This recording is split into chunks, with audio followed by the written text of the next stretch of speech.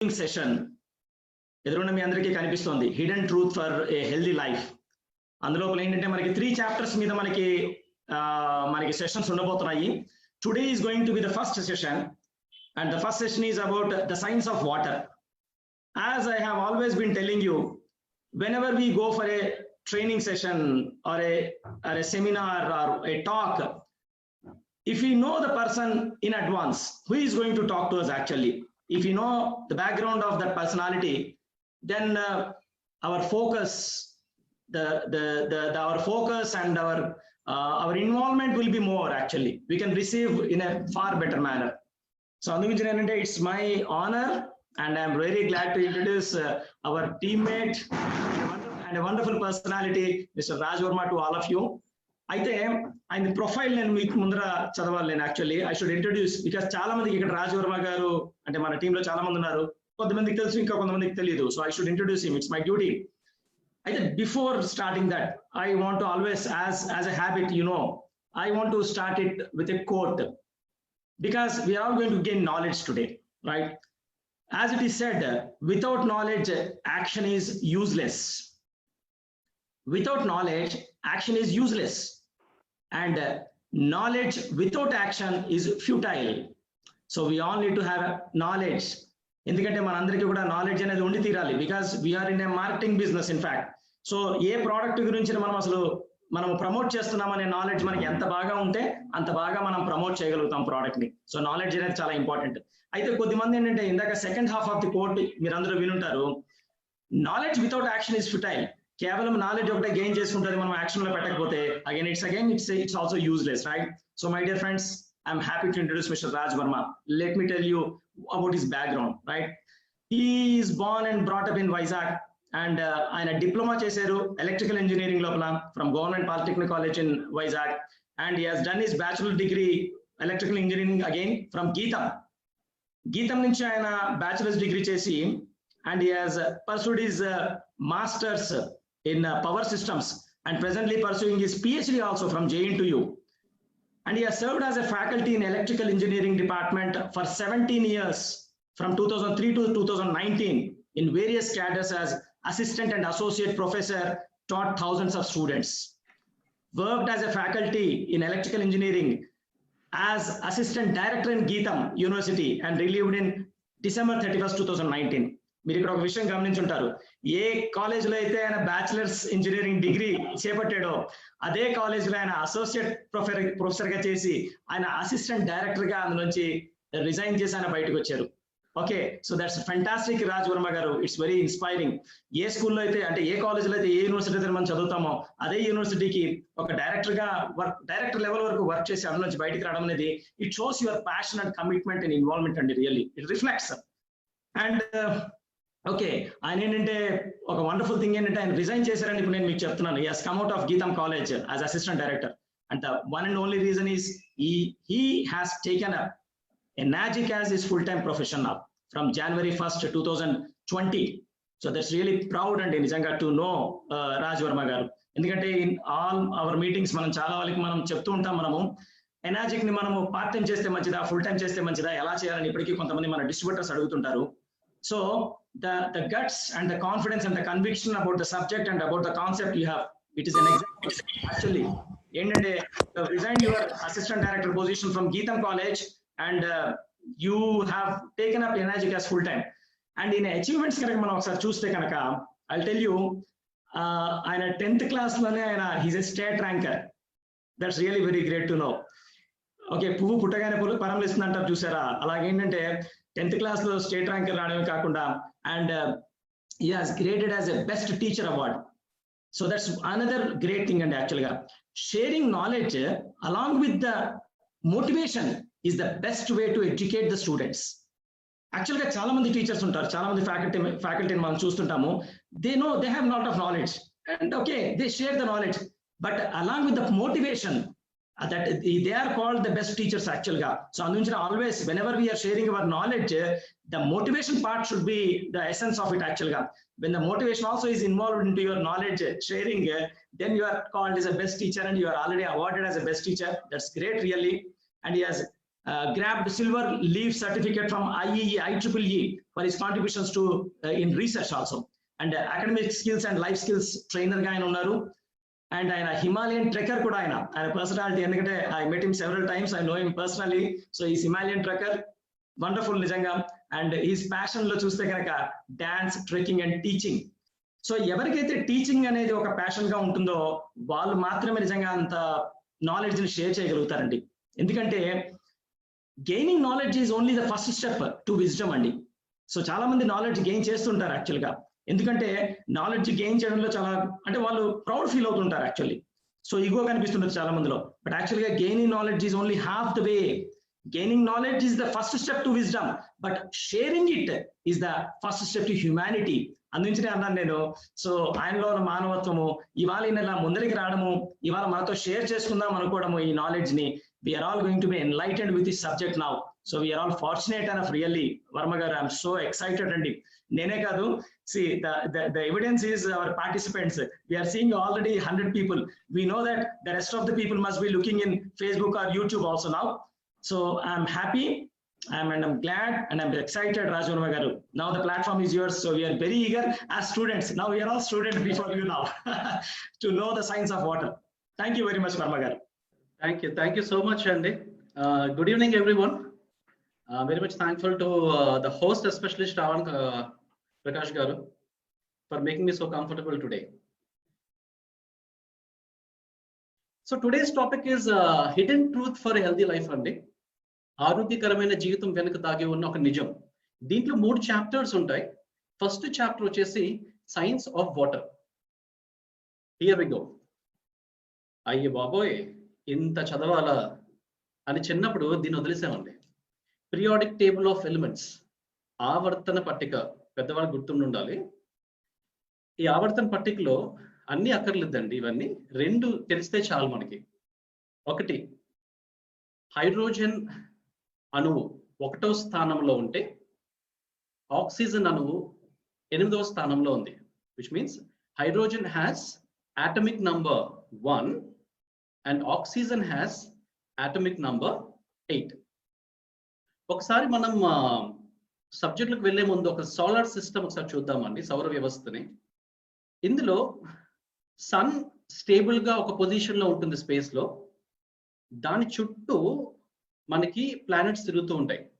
ఒకసారి మనం ఎర్త్ ని గమనిస్తే, ఎర్త్ తన చుట్టూ తాను తిరుగుతూ, which rotates on its own axis, సూర్యుడి చుట్టూ కూడా తిరుగుతుంటుంది. Earth rotates on its own axis and revolves around the sun in a specified orbit. ఒకే కక్షలో మాత్రమే, నిర్దేశించిన కక్షలో మాత్రమే భూమి తిరుగుతుంది. ఈ రిఫరెన్స్ ని మన కెమిస్ట్రీలో వాడుకుంటామండి. ఇందాక మనం అనుకున్నట్టు హైడ్రోజన్ ఆటమ్, అటమిక్ నంబర్ 1. ఏంటి దీని ఉద్దేశం ఒకసారి చూద్దాం. 1 దేని ఇండికేట్ చేస్తుంది అంటే, ఇందాక మనకి సోలార్ సిస్టమ్ లో సన్ ఎలాగ సెంటర్ లో ఉందో, ఏ ఆటమ్ లో అయినా సరే సెంటర్ లో ఉన్న దాన్ని మనం న్యూక్లియస్ అని అంటాము. న్యూక్లియస్ అంటే ప్రోటాన్, న్యూట్రాన్ కలిసి ఉన్న 2 కాంబినేషన్స్ ని న్యూక్లియస్ అని అంటాం. ప్రోటాన్, ఒక ప్రోటాన్ మాత్రమే ఉంటుంది న్యూక్లియస్ లో, న్యూట్రాన్స్ ఏమీ ఉండవు. ఐ రిపీట్ అండి, న్యూక్లియస్ లో ఒక ప్రోటాన్ మాత్రమే ఉంటుంది, న్యూట్రాన్ ఏమీ ఉండదు. అయితే ఈ న్యూక్లియస్ చుట్టూ ఒక ఎలక్ట్రాన్ తిరుగుతుంది. సన్ చుట్టూ ఎలాగైతే ఎర్త్ తిరుగుతుందో, ఈ న్యూక్లియస్ చుట్టూ ఈ ఎలక్ట్రాన్ తిరుగుతుంది. అది కూడా ఒక స్పెసిఫైడ్ ఆర్బిట్ లోనే తిరుగుతుంది, ఒక కక్షలో మాత్రమే తిరుగుతుంది. అంటే హైడ్రోజన్లు ఏమున్నాయండి, ఒక ప్రోటాన్ ఉంది, న్యూట్రాన్స్ ఏమీ లేవు, ఒక ఎలక్ట్రాన్ మాత్రమే ఉంది. అయితే ఇప్పుడు హైడ్రోజన్ స్టేబులా అన్స్టేబుల్ అని ఆలోచిస్తే, ఈ హైడ్రోజన్ మనం అన్స్టేబుల్ అంటామండి. అంటే ఎప్పుడు అన్స్టేబుల్ అని చెప్తామంటే, ఇది ఒక్క ఎలక్ట్రాన్ మాత్రమే ఉంది. ఇది స్టేబుల్ అవ్వాలి అంటే ఈ ఎలక్ట్రాన్ ఇంకొక ఎలక్ట్రాన్, ఇంకొక అదర్ ఆటమ్ ఎలక్ట్రాన్ కాంబినేషన్స్ జరగాలి. ఏ పర్టికులర్ ఆటమ్ లో అయినా సరే అవుటర్ వ్యాలెన్స్ ఆర్బిట్ లో సింగిల్ ఎలక్ట్రాన్స్ కానీ మనకి కనబడితే అవన్నీ అన్స్టేబులే. అంటే అన్స్టేబుల్ లో ఉన్న ఫస్ట్ కండిషన్ అది. ఇప్పుడు ఒకసారి చూద్దాం. అయితే హైడ్రోజన్ అన్స్టేబుల్ గా ఉంటుంది కాబట్టి ఒక హైడ్రోజన్ ఇంకో హైడ్రోజన్ తో కలిసి కాంబినేషన్ లో దాన్ని H2 అని అంటాం.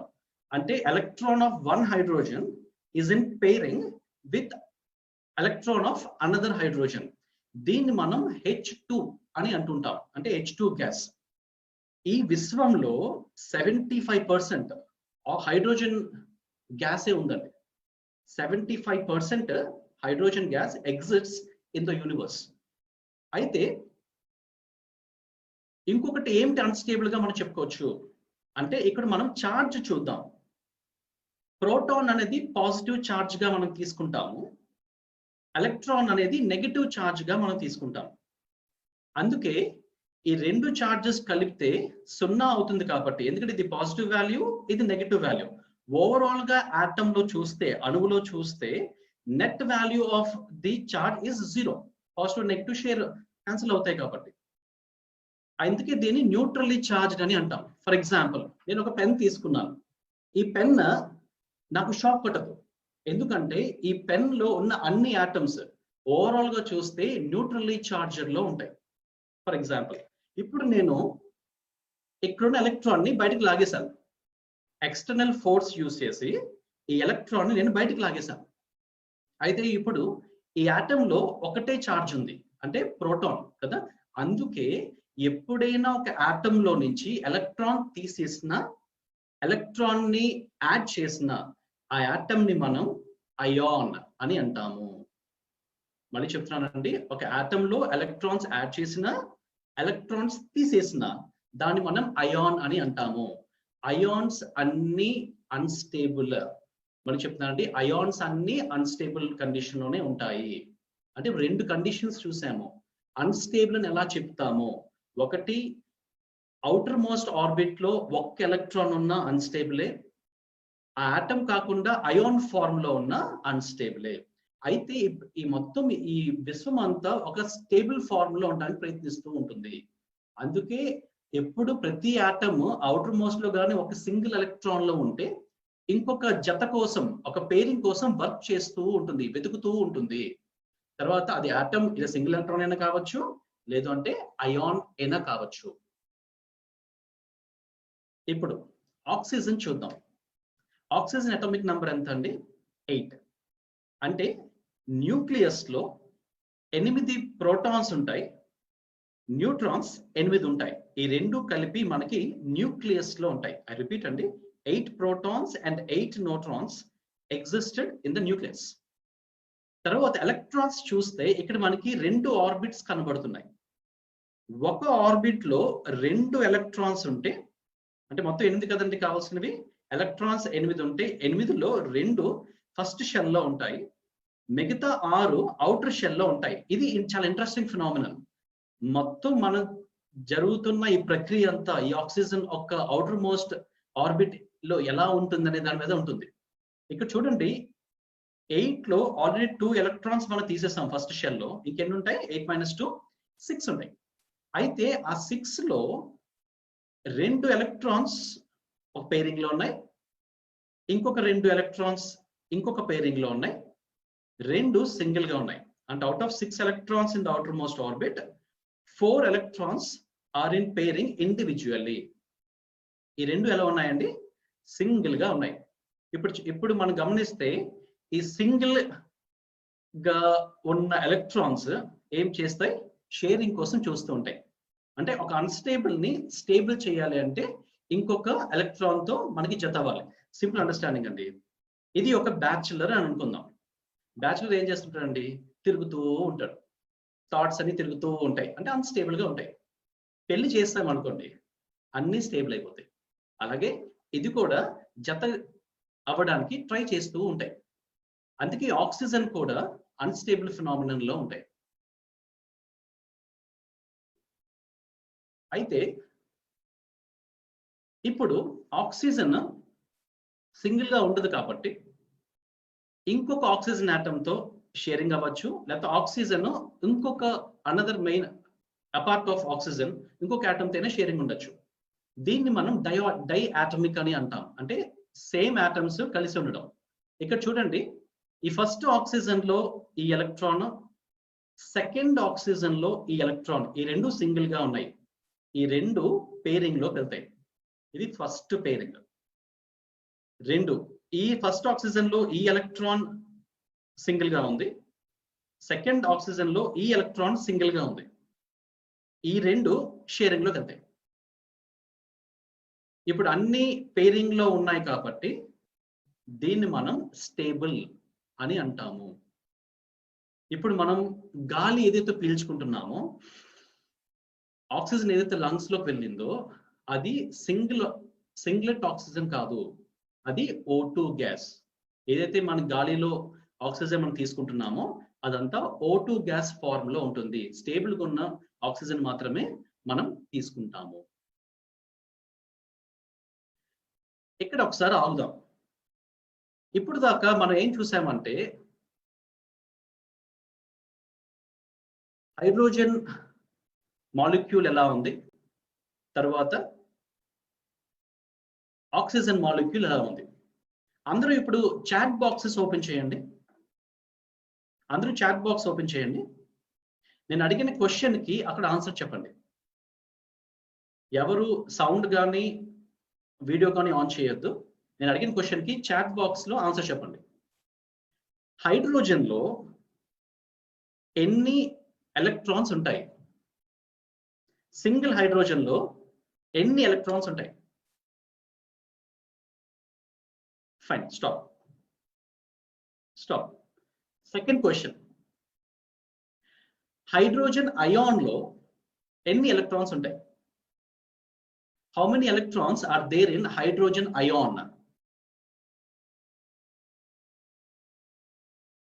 ఎన్ని ఉంటాయండి? హైడ్రోజన్ ఆటమ్ లో అయితే 1 ఎలక్ట్రాన్ ఉంటుంది.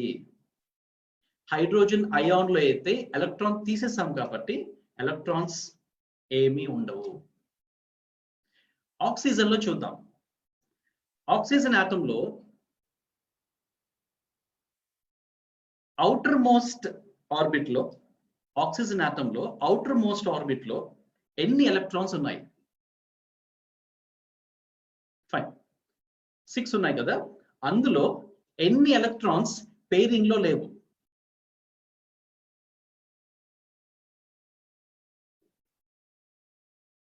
Fine. Single hydrogen atom stable or not? Yes or no? Single hydrogen atom is stable or not? Yes or no? No. Fantastic. Hydrogens in combination, H2 gas, stable? Yes or no? Fantastic. Oxygen goes down. Singlet oxygen atom, stable? Yes or no? Fantastic. Oxygen in combination, stable? Yes or no? Fantastic. You're all following very good students. ఇప్పుడు మన water H2O లో ఒకసారి చూద్దామండి. H2O అంటే ఏంటి అంటే ఒక oxygen atom కి 2 హైడ్రోజన్ ఆటమ్స్ కాంబినేషన్ లోకి వస్తాయి. మనకు తెలుసు సింగ్లెట్ ఆక్సిజన్ ఆటమ్ లో 2 ఎలక్ట్రాన్స్ పేరింగ్ లో లేవు. ఇప్పుడు ఒక ఆక్సిజన్ ఆటమ్ వచ్చి తన అవుటర్ మోస్ట్ లో ఉన్న ఎలక్ట్రాన్ ఈ ఎలక్ట్రాన్ తో కలిసి ఒక పేరింగ్ అవుతుంది. ఇంకొక హైడ్రోజన్ ఆటమ్ వచ్చి ఈ ఆక్సిజన్ ఆటమ్ తో పేరింగ్ అవుతుంది. దీన్ని మనం H2O అని అంటాం. అందుకే దీన్ని 2:1 రేషియో అంటాం. అంటే 2 hydrogens made combination with oxygen. దీన్ని మనం వాటర్ మాలిక్యులర్ స్ట్రక్చర్ అని అంటాం. కానీ ఎప్పుడు అలాగా 2 హైడ్రోజన్ వచ్చేసి ఒక ఆక్సిజన్ తో కలిపేద్దామా అంటే నేచురల్ గా అలా కుదరదు. కానీ బట్ ఎగ్జిస్టెన్స్ లో మాత్రం hydrogen 2 hydrogens in combination with water is stable. ఎందుకు స్టేబుల్? ఇక్కడ అన్ని ఎలక్ట్రాన్స్ మనకి పేరింగ్ లోనే ఉన్నాయి. దట్టు చార్జ్ కూడా న్యూట్రల్ లోనే ఉంటుంది. అందుకే మనం వాటర్ ని ముట్టుకుంటే మనకేమీ షాక్ కొట్టదు. ఎందుకంటే చార్జ్ న్యూట్రల్ కండిషన్ లో ఉన్నాయి కాబట్టి, స్టేబుల్ ఫార్మ్ లో ఉంది కాబట్టి. ఈ ఇన్ఫర్మేషన్ ముందుకు వెళ్తే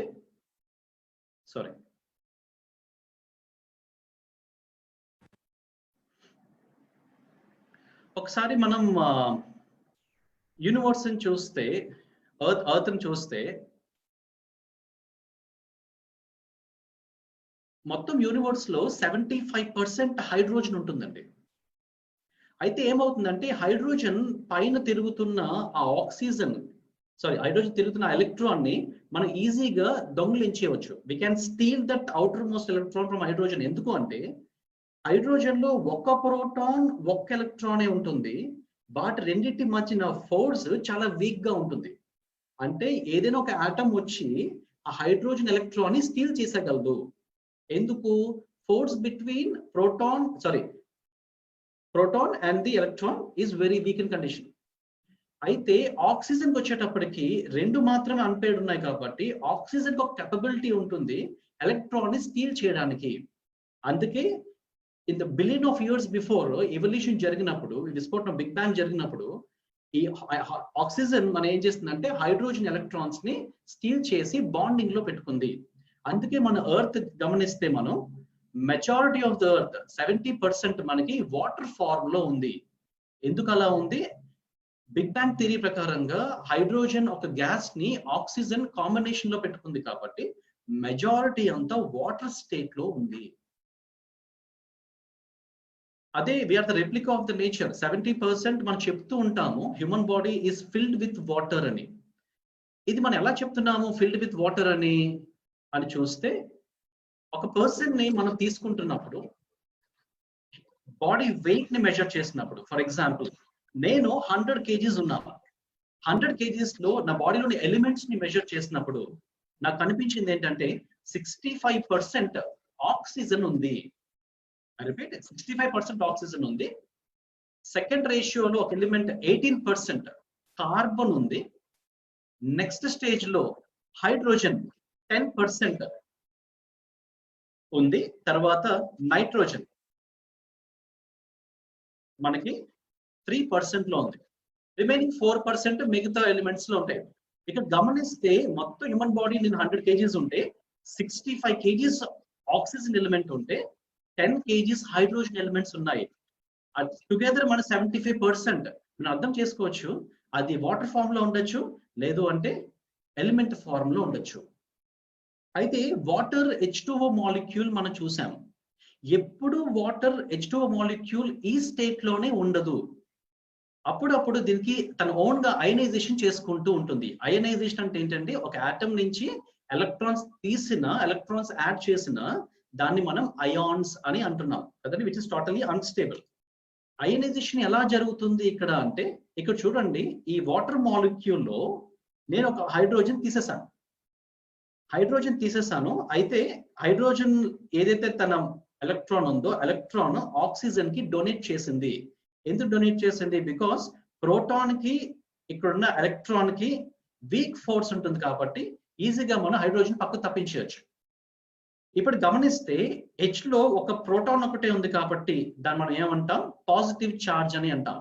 అంటే ఏదైనా ఒక ఆటమ్ లో ఎలక్ట్రాన్స్ ని కోల్పోతే, రిపీట్, ఏదైనా ఒక ఆటమ్స్ లో ఎలక్ట్రాన్ ని కోల్పోతే దాన్ని మనం పాజిటివ్ చార్జ్ అని అంటాము. ఏదైనా ఒక ఆటమ్ ఎలక్ట్రాన్స్ ఎక్సెస్ గా ఉంటే దాన్ని మనం నెగటివ్ చార్జ్ అని అంటాం. Any atom which is excess of electrons is called negatively charged, deficit of electrons is called positively charged. అయితే ఈ ఫస్ట్ అయాన్ ని దీన్ని మనం హైడ్రోజన్ అయాన్ అని అంటాము. దీన్ని H+. H indicates hydrogen, plus అంటే పాజిటివ్ చార్జ్ అని అర్థం. ఇంకొకటి OH-, దీన్ని యాక్చువల్ గా కెమికల్ నేమ్ ఏంటంటే హైడ్రాక్సైడ్ అయాన్స్ అని అంటారు. మనం జనరల్ గా హైడ్రాక్సిల్ అని వాడుతూ ఉంటాము, నథింగ్ రాంగ్ అబౌట్ ఇట్. ఇక్కడ కెమిస్ట్రీలో పర్స్పెక్టివ్ లో మాత్రం హైడ్రాక్సైడ్ అయాన్స్ అని అంటాం. అంటే H2O మాలిక్యూల్ ని మనం అయనైజ్ చేస్తే H+ అయాన్ ఒకటి, OH- అయాన్ ఒకటి మనకు వస్తాయి. ఇప్పుడు చాట్ బాక్స్ లోకి రండి.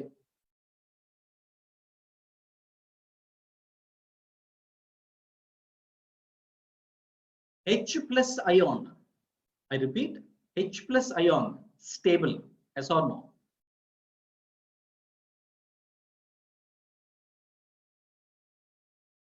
No, right answer.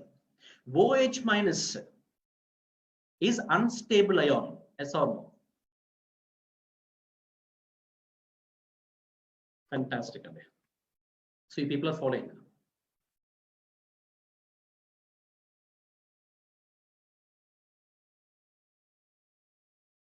దీన్ని మనం సెల్ఫ్ అయనైజేషన్ అంటాం. అయితే దీన్ని H2O మాలిక్యూల్ అని అంటారు. అయితే వాటర్ యాజ్ ఎ సబ్స్టెన్స్ గా చూస్తే, మనం వాటర్ తాగుతుంటాం కదా, వాటర్ యాజ్ ఎ సబ్స్టెన్స్ గా చూస్తే ఏమేమి ఉంటాయో ఒకసారి చూద్దాం. H2O మాలిక్యూల్ ఉంటుంది. తర్వాత ఒక్క నిమిషం.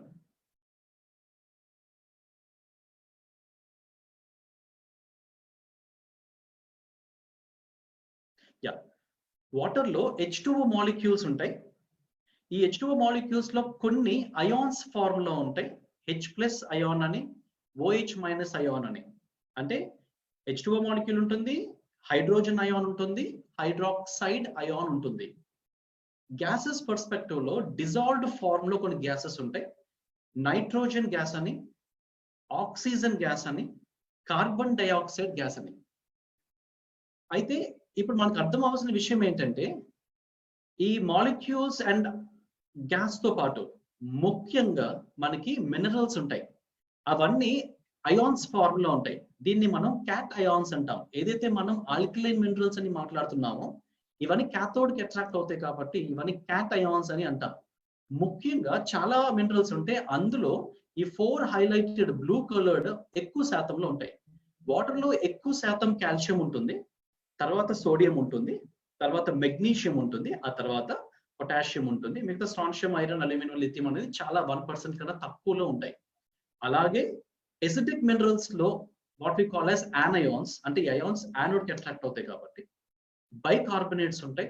కార్బోనేట్, సల్ఫేట్, క్లోరైడ్ ఇవన్నీ ఎక్కువ శాతంలో ఉంటాయి.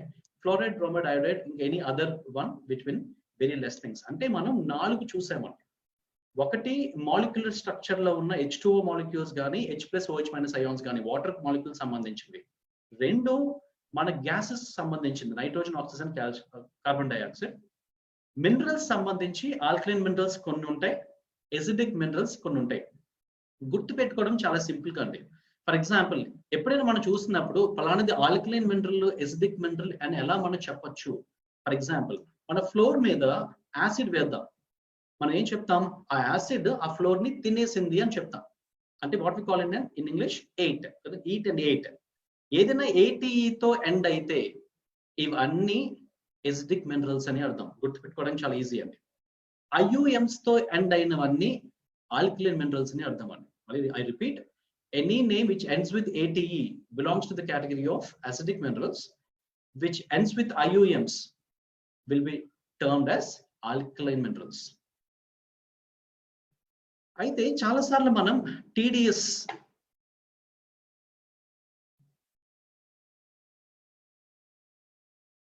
ఎక్స్క్యూజ్ మీ ఒక నిమిషం అంటే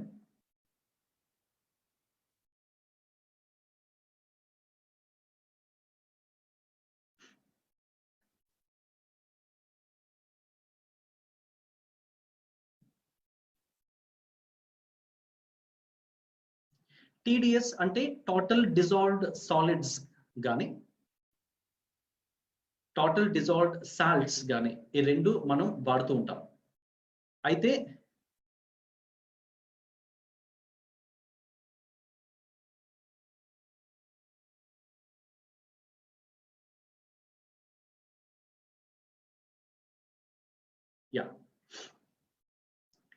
అంటే మనం ఏదైతే వాటర్ తాగుతున్నప్పుడు వాటర్ కి ఒక పారామీటర్ ఉండాలి. అది మంచినీళ్ళు కాదు అని ఏంటి ఆ పారామీటర్ మనం చూస్తే దాన్ని TDS అని అంటాం, టోటల్ డిజాల్వ్డ్ సాల్ట్స్. అయితే ఇందాకైతే చూసామో వాటర్ లో అన్ని కాన్స్టిట్యూయెంట్స్ ఉంటాయి. TDS దేనికి సంబంధించిన మెజర్మెంట్ అంటే మనం తాగే నీళ్ళలో అయాన్స్ ఏమున్నాయి అంటే ఆల్కలైన్ అయాన్స్ ఎలా ఉన్నాయి, క్యాటయాన్స్ ఎలా ఉన్నాయి, యానయాన్స్ ఎలా ఉన్నాయి. దాంతో పాటు అన్ని అయానిక్ ఫార్మ్ లో ఉండకపోవచ్చు, మినరల్స్ ఫార్మ్ లో కూడా ఉండొచ్చు. ఫర్ ఎగ్జాంపుల్, సోడియం ఒక అయాన్, క్లోరిన్ ఒక అయాన్, 2 మనం కలిపితే NaCl అంటాం, అంటే సాల్ట్. అది ఆ మినరల్ ఫార్మ్ లో ఉండొచ్చు. అది కాకుండా వాటర్ లో మెటల్స్ ఉండొచ్చు, అంటే జింక్ గానీ, అల్యూమినియం గానీ, కాపర్ గానీ, ఇలాంటి మెటల్స్ ఉండొచ్చు. ఐ రిపీట్, ఎప్పుడైనా వాటర్ లో మనం TDS మెజర్మెంట్ తీసుకుంటున్నప్పుడు అది దేన్ని గుర్తిస్తుంది అంటే ఆ వాటర్ లో ఉన్న cations, anions plus combination ions combination ఉన్న మినరల్స్ కానీ, మెటల్స్ కానీ. అయితే దీని యూనిట్ ఏంటి అంటే milligrams per litre. For example మనం TDS మీటర్ తీసుకున్న తర్వాత నాకు 150 వాల్యూ కనబడింది అనుకుందాం. ఆ 150 దేన్ని ఇండికేట్ చేస్తుంది అంటే 1 లీటర్ లో 150 మిల్లీగ్రాముల సాలిడ్స్ ఉన్నాయని అర్థం. It exist 150 milligrams per 1 liter. Another main important one is parts per million అండి. కెమిస్ట్రీలో చాలా ఎక్కువ వాడతాము. 10 లక్షల్లో 1వ వంతు. దాని విధంగా కూడా TDS ని మనం మెజర్ చేస్తూ ఉంటాం. అయితే చాలా మందికి చాలా అపోహలు ఉన్నాయి TDS అసలు లెవెల్స్ ఎలా తీసుకుంటాము అని. అయితే వరల్డ్ హెల్త్ ఆర్గనైజేషన్ ఇచ్చిన రికమెండేషన్స్ ప్రకారంగా ఎనీథింగ్ బిలో 300 కన్నా తక్కువ ఉన్న ఏ TDS అయినా వాటర్ మనం తీసుకోవచ్చు అని WHO ఇండియన్ స్టాండర్డ్స్ రికమెండేషన్ మాత్రం 500 కన్నా తక్కువ ఉన్న తీసుకోవచ్చు. But we can go for better 300. Usual గా 200 to 300 చాలా ఫెయిర్. మన మెజారిటీ ఆఫ్ వాటర్స్ మనం చిన్నప్పటి నుంచి తాగినవన్నీ 200 to 300 మధ్యలోనే ఉన్నాయి. కానీ మనం రివర్ వాటర్స్ చూస్తే మెజారిటీ రివర్ వాటర్స్ TDS లన్నీ 100 to 200 ఉంటాయి. లెస్ దెన్ 100 ఉంటే లో అని అంటాము. ఈ వాటర్ మనం ఎక్కువగా తీసుకోవడానికి లేదు, ఎందుకంటే అందులో మినరల్ కంపోజిషన్ చాలా చాలా తక్కువ ఉంది. 100 to 200 ఐడియల్ వాల్యూ అని ఎందుకు చెప్తామంటే, ఫర్ ఎగ్జాంపుల్ హిమాలయన్ ట్రెక్కింగ్స్ నేను జనరల్ గా వెళ్తున్నప్పుడు గంగా వాటర్స్ కదండి మెయిన్ సోర్స్. ఈ గంగా వాటర్ అంతా మీకు హిమాలయస్ నుంచి వస్తున్నప్పుడు అక్కడ నేను టెస్ట్ చేస్తే సమ్ టైమ్స్ అరౌండ్ 180 to 200 నాకు కనబడింది TDS వాల్యూస్. అప్పర్ స్ట్రీమ్స్ లోని. లోవర్ స్ట్రీమ్స్ లో అయితే మీకు 200 to 250 కనబడచ్చు. ఇది మీకు మన ఇంటికి వచ్చి కొన్ని బాటిల్స్ లో కూడా చెక్ చేసుకోవచ్చు అండి. మనకి గంగా వాటర్స్ డైరెక్ట్ గా బాటిలింగ్ చేసి ప్రాసెస్ చేయరు. బాటిలింగ్ చేసిన కొన్ని బ్రాండ్స్ ఉంటాయి, హిమాలయన్ పింక్ కలర్డ్ బాటిల్స్ అని, తర్వాత QUA అని టాటా ప్రొడక్ట్స్ కానీ టాటా ప్రొడక్ట్ కానీ చెక్ చేస్తే మీకు అక్కడ కూడా మీకు అప్రాక్సిమేట్లీ 200 to 220 అలా కనబడుతూ ఉంటాయి. అంటే ఓవరాల్ గా రివర్ వాటర్స్ అన్ని 100 to 200 కంపోజిషన్స్ ఉన్నాయి, which is very good compositions. అయితే ఎప్పుడైనా మనం RO వాటర్స్ తీసుకుంటున్నప్పుడు 70 కన్నా తక్కువ ఉంటుంది కాబట్టి సో మేక్ షూర్ దట్ మీరు 100 to 200 పెంచుకోవాలి అని చెప్పే ఉద్దేశం. 300 కన్నా ఎక్కువ ఉంటే టు ఫైండ్ వెరీ హై అండి. 500 పైన మనం తీసుకోవడానికి లేదు. రికమెండేషన్స్ వచ్చేటప్పటికి జనరల్ గా 150 రికమెండ్ చేస్తుంటాం. జనరల్ గా ఏ అయనైజర్ కైనా మనం ప్యూర్ వాటర్ ఇచ్చినప్పుడు 150 TDS ఇస్తుంటాం, ఎందుకంటే average of this particular ideal value కాబట్టి అని. ఎందుకు TDS ఇంపార్టెంట్? అందరూ ఒకసారి స్ట్రైట్ గా కూర్చోండి. స్ట్రైట్ గా స్పైన్ స్ట్రైట్ గా చేయండి. ఇప్పుడు నేను ఒక ఇన్స్ట్రక్షన్ ఇచ్చాను, స్ట్రైట్ గా కూర్చోండి అని. అంటే మీ బ్రెయిన్ ఏం చెప్పింది, మీ బాడీకి ఒక సిగ్నల్ ఇచ్చింది మీరు స్ట్రైట్ అవ్వాలి అని. ఒక సిగ్నల్ పాస్ అయింది బ్రెయిన్ నుంచి మీ బాడీలో ఉన్న సెల్స్ కి. అది ఎంత ఫాస్ట్ గా వెళ్తుంది అని దేని మీద డిపెండ్ అవుతుంది అంటే చాలా ఫ్యాక్టర్స్ ఉంటాయి. ఒకటి, న్యూరాన్స్ ఫైర్ అవుతుంటే సిగ్నల్ పంపించడానికి. ఒక సెల్ నుంచి ఇంకో సెల్ కి సిగ్నల్ పాస్ అవ్వాలంటే ఒక మీడియం ఉండాలి. ఆ మీడియం ఏంటి? వాటర్. ఆ వాటర్ లో మినరల్స్ ఎక్కువగా ఉంటే, అంటే ఎనఫ్ గా ఉంటే మనకి ఆ సిగ్నల్ విత్ ఇన్ టైమ్ లో అది పాస్ అవుతుంది. మినరల్ కంపోజిషన్స్ తక్కువ ఉంటే ఆ సిగ్నల్ నెమ్మదిగా వెళ్తుంది పక్క సెల్ కి. అంటే ఫర్ ఎగ్జాంపుల్ నేను చెప్పిన వెంటనే కొంతమంది చాలా ఫాస్ట్ గా రెస్పాండ్ అయ్యి స్ట్రేట్ గా కూర్చున్నారు. అంటే వాళ్ళ బాడీలో సిగ్నల్స్ ఒక సెల్ నుంచి ఒక సెల్ వెళ్ళడానికి మీడియం యాక్టివ్ గా ఉంది, ఇనఫ్ మినరల్స్ ఉంది. కొంతమంది అందరూ చేస్తున్నారు కదా మనం కూడా చేద్దాంలే అంటే కొంచెం TDS తక్కువ ఉంది. కొంతమంది ఇప్పటికీ చాలా లేజీగా ఉన్నారు, అంటే వాళ్ళ బాడీలో మినరల్ కంపోజిషన్స్ చాలా చాలా తక్కువ ఉన్నాయని అర్థం. ఏం చెప్తున్నా, why TDS is very important అంటే యాక్చువల్లీ ఈ TDS వల్లనే మన బాడీలో ఎలక్ట్రాన్ సిగ్నల్స్ పాసేజ్ కి ఉపయోగపడతాయి. అందుకే మనం చెప్తూ ఉంటాము 100 to 200 మినిమం ఎప్పుడు ఉంటూ ఉండండి మన వాటర్ తాగుతున్నప్పుడు అని. చాలా మంది ఇలాంటి పనులు చేస్తూ ఉంటారు. ఇలాంటి వాటిలో ఏమైనా TDS ఉంటుందా? నేను చెక్ చేసినప్పుడు రెయిన్ వాటర్స్ కంటిన్యూస్ గా 30 minutes ఆఫ్ ఫాల్ తీసుకున్నప్పుడు నాకు 3 TDS కనబడింది. ఇట్ ఇండికేట్స్ మెజారిటీ జీరోలోనే ఉంటాయి. కానీ సిటీస్ లో ఉన్నప్పుడు హైదరాబాద్, విశాఖపట్నం ఇలాంటి ప్రయత్నించకండి. వాటర్ లో చాలా డిజాల్వ్ గ్యాసెస్ కలిసిపోతూ ఉంటాయి. అయితే ఏ వాటర్ మనం తాగుతూ ఉండాలి అనే విషయం మనం వచ్చే ముందు అందరూ ఒకసారి చాట్ బాక్స్ కి రండి.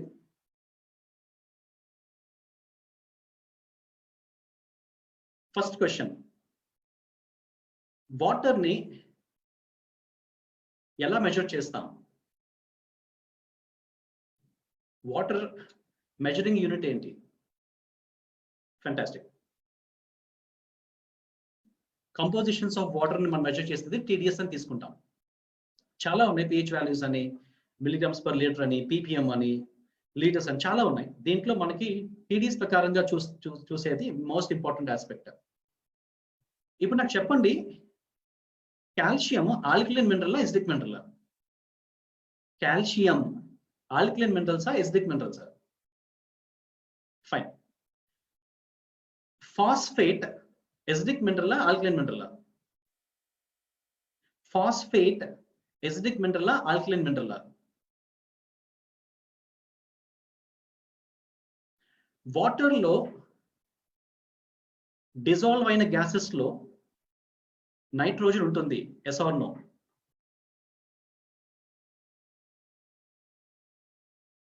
వాటర్ లో OH- అయాన్స్ కూడా ఉంటాయి, ఎస్ ఆర్ నో?